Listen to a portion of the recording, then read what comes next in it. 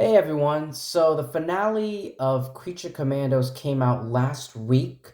And the reason it took me this long, this long to get caught up on and make this video is because I was rewatching season one all over again, trying to get caught up, and here we are. Um, and so yeah, so Creature Commandos. I'm not really familiar with Creature Commandos. I've read like literally one comic book. I the only character like before when James Gunn announced that he was going to make this show, I was like, okay, well, when it comes to Creature Commandos, the only characters I know is Frankenstein, the Bride, and GI Robot. That's it. Those are the only three characters I know. I don't know their origins. I don't know their real names. I don't know anything about that. I just know their like superhero or like their super name and their physical appearance. That's it. The name and what they look like. That's all I know. Um, so like, and then they say that this is going to be like a new. There, James Gunn said that this is going to be like his. This is his version of Creature Commandos. This is what he's looking for, what he's going for, and it's Creature Commandos is the beginning. Technically, it is the beginning of uh, chapter one, of James Gunn's brand new DC universe. So technically, this is the first content, not Superman. I mean, this is the first television series, but like over television, not only is Creature Commandos the first television series, or it's the first content from coming out of James Gunn's DC universe. So, and I do know like all the actors who voice these characters will be coming back and reprising their roles in live action and video games. So like all across the board. Um so yeah, I some characters I liked more than others. David Harbour did a great job voicing, going back to what I said, David Harbour did a great job voicing uh why am I blanking on the name? He did a great job voicing Frankenstein. And what an interesting character. His dialogue is very romantic and poetic. Um, I'm sure he studied lots of literature and philosophy and read a lot of poems during the whatever Victorian era, William Shakespeare era saga that he was in. Um, but like characters like Phosphorus Rex, Nina, Phosphorus Rex, and Weasel, those three characters are the ones I love. Like, I like, there's like, and then there's love. I like, Rick Flag and, Frankenstein, the Bride. But I love Phosphorus Rex. His powers were really disturbing. Um, and it's on Max. It's not like on a cable television network. It's on Max, so they go like James Gunn's goes all out with Phosphorus Rex's powers. It's cool, it's gross, and it's terrifying. But like I said, it's so cool. Um, and we got to see more of the Weasel. Weasel's like his origin, like his episode, which was titled "Chasing Squirrels." Everyone like on YouTube and like everywhere was saying that his episode was the best. The Weasel episode was the best out of the whole season, and I agree. Like I cried. Like that was how great and fantastic the writing, James Gunn's writing was in in the Weasel episode. Because in the Suicide Squad movie, if you remember, if you've seen it, we all thought or like assumed that okay, well, Weasel killed and maybe possibly ate some dozens of children's. But in this episode, no, he didn't eat anyone. He was playing with the children. We got to see that having fun, being happy. The children are, it's all friendly. And then this one idiot, comes and just like reports Weasel to the police, and like things go downhill. Yeah. And yes, there will be spoilers, by the way. Phosphorus Rex's origin was pretty like fucked up. Like what happened to his family, like his wife, his kid. I think it was a daughter. I think he had one daughter. I don't think he had like multiple children. I think it was just one child. But yeah, like, oh my god, like, this show is fucking dark. And we saw glimpses of of the bigger DC universe. We saw flashes of Grodd here, Superman there, and Batman all the way over there. And so, so it's already been established. So yeah, it's what a way to establish like Superman and all these Batman, Wonder Woman, all these characters. Like we're just James Gunn isn't lying when he's saying like there's no origins, which is when this DC universe begins, like we're gonna be thrown into this universe. It's already all these characters have already been established. Um, we just have to get introduced to them and get to know them more as audience members.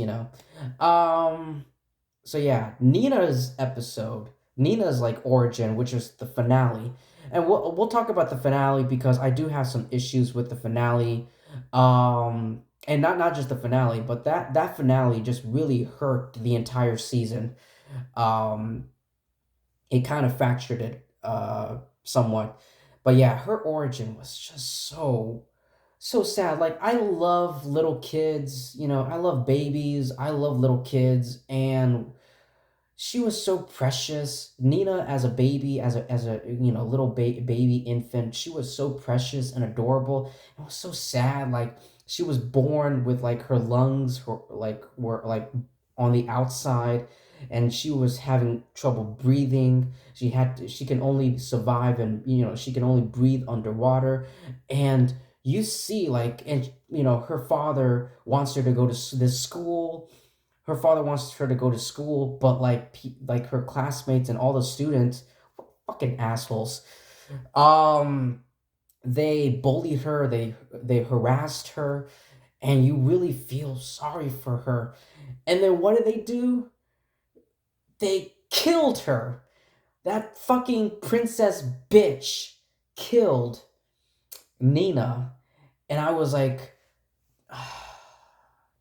well, after I watched the finale, I did look up the character of Nina, like how long she was in the comics. Not very much. From what I've gathered, she was the two biggest like versions, if you will, of Nina was the Flashpoint. I think she was a Flashpoint, or like a Flashpoint original character. You guys know Flashpoint. Barry Allen goes back in time, saves his mother, and he screws up the DC universe. Reverse Flash plays a very big role in that famous DC Flash comic book storyline. But anyway, yeah, it was just Flashpoint and the New 52 from what I gathered of Nina. So she's not, a well-known character. She hasn't been around that much in the comics. I mean that's what I gathered. I have to like physically read. I want to read some comics with Nina in them and get to know more about the character. But yeah, she was very she was very limited in the comics, and if we're not going to see her, if she's not coming back in season 2, cuz this show has been renewed for season 2, then that sucks. What a sad and depressing end of for the character of Nina. And the princess. Like I don't know about you, but for me, like I had like signals. I had like mixed signals, like red flags were going all the way up, and like the alarms were like the sirens were like going crazy when like I saw the moment, not the moment we saw the princess, um but the moment she started flirting and starting to hit, and started like flirting and you know with with Flag, with Flag. Like she was flirting, like she was really trying to get into his pants. And I was like, no way. Something's up. She wants something. It's not Flag. I don't think it's Flag. She's up to something. She's onto something. I don't trust this princess. I don't care how smoking gorgeous and attractive she is. Something's not right. And in the finale, yeah, yeah, I was right about her. Yeah. I will never forgive her for what she did to Nina. I did have a crush on Nina, like most other guys on the planet. There's nothing more attractive than an amphibian creature. But anyway, yeah, like there's that. Um, I didn't expect Clayface to be in this season. Like, and we don't know like what version of Clayface. That's a Clayface, but like in the comics, there are a lot of characters. There are like a bunch of characters who become Clayface. Some of them are men, some of them are women. So I don't know. Like, and this like Clayface popped up in this show. Like, I have a feeling that it has something to do with the Clayface movie that is apparently being in development, and I think it's green. I don't know if it's greenlit. I don't know if it's been given the green light. I think it has been.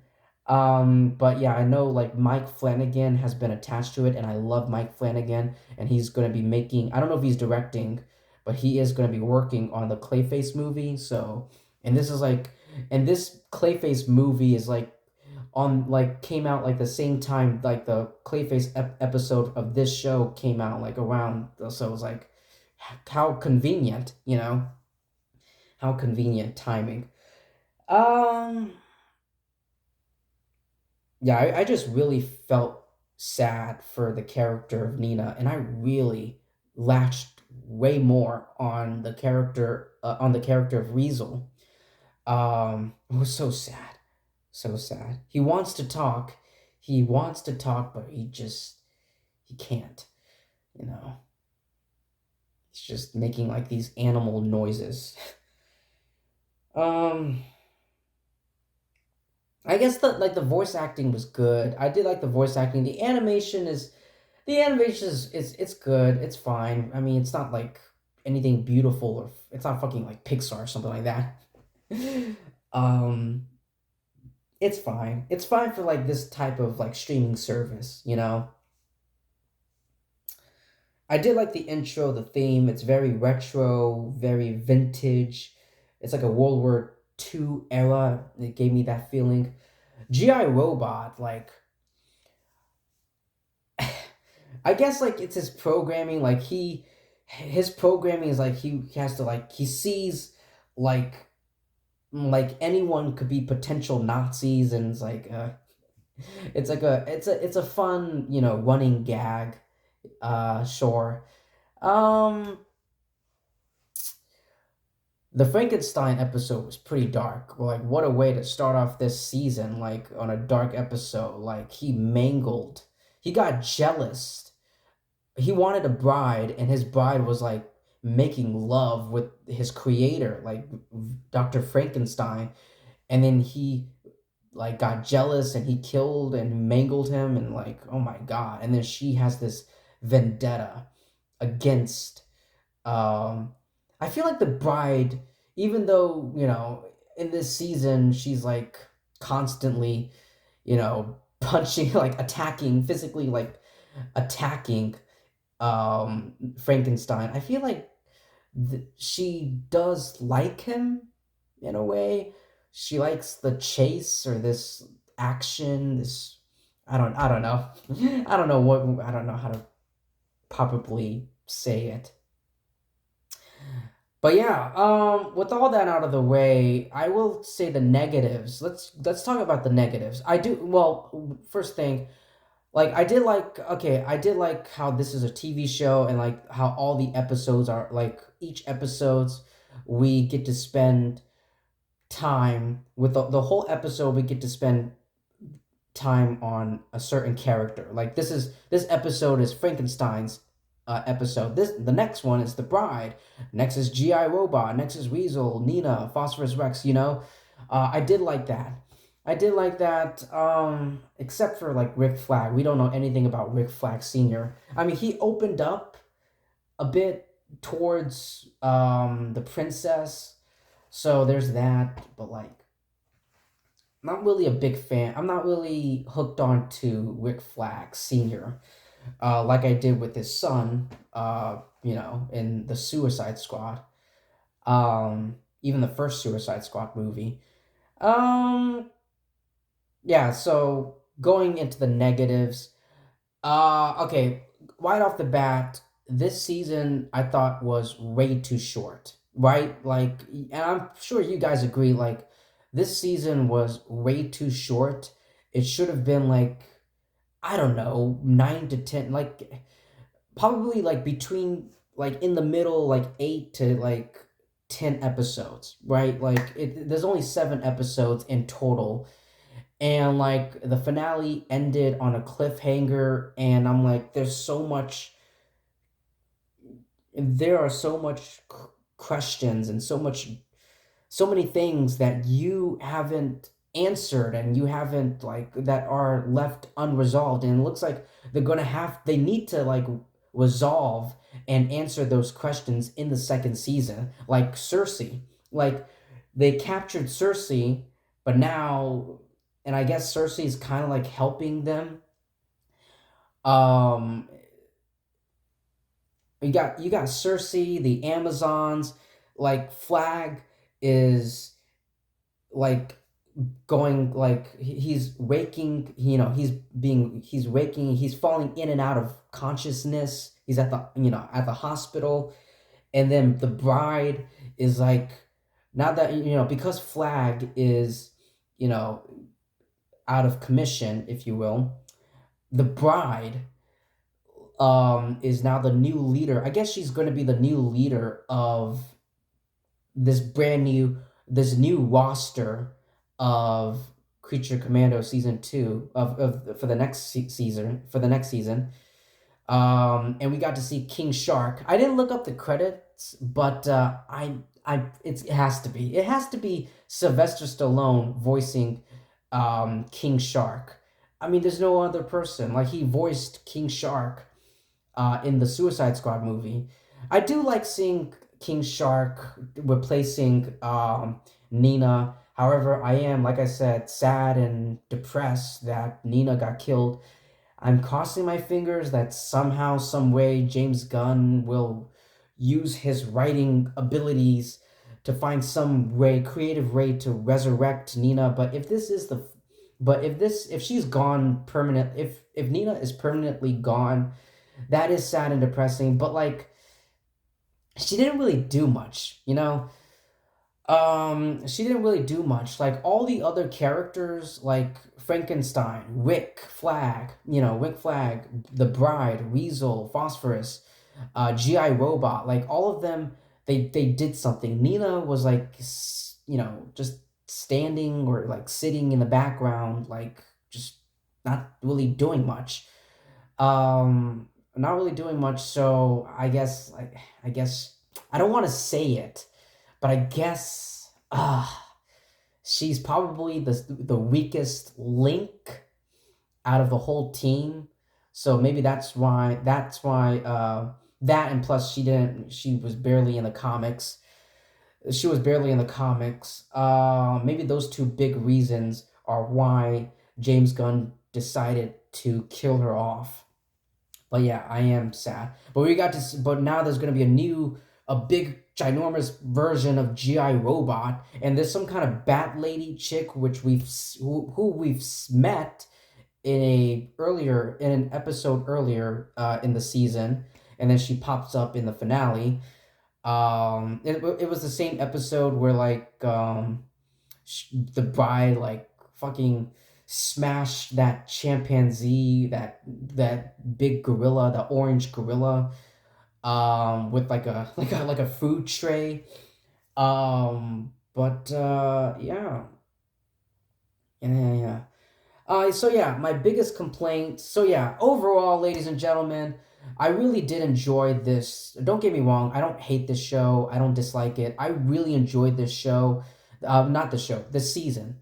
I am glad that that the show is getting renewed for a second season because there's a lot of questions that needs to be answered, and there's a lot of plot points that needs to be resolved in the upcoming season, in the next season.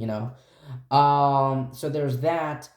I really enjoyed it. I love the voice acting. The animation is good. The actions were pretty brutal, and dark. Were pretty brutal for an animated. Well, I mean for the stand for like for animation standards. Sure, like it's pretty brutal and action packed. Um. So yeah, but yeah, like my biggest complaints are like it's way too short. There should have been like more episodes. Um, and another thing is that I guess maybe the villain, who I guess is the princess, could have been developed in more. Like the characterization isn't really that flawless. Isn't really flawless. Isn't that perfect. It could have been developed more. I'm just taking what I have. So yeah, I mean, it's not too much. It's not too extreme. But anyway, ladies and gentlemen, that's all I have to say for Creature Commando season one. That's my review, my thoughts. Please like and subscribe. Definitely subscribe and do all that great stuff because that would help me out a lot and my YouTube channel to keep making more videos like this. And I really appreciate that, and I thank all of you for that. Yeah, and I will see you in my next video. Peace.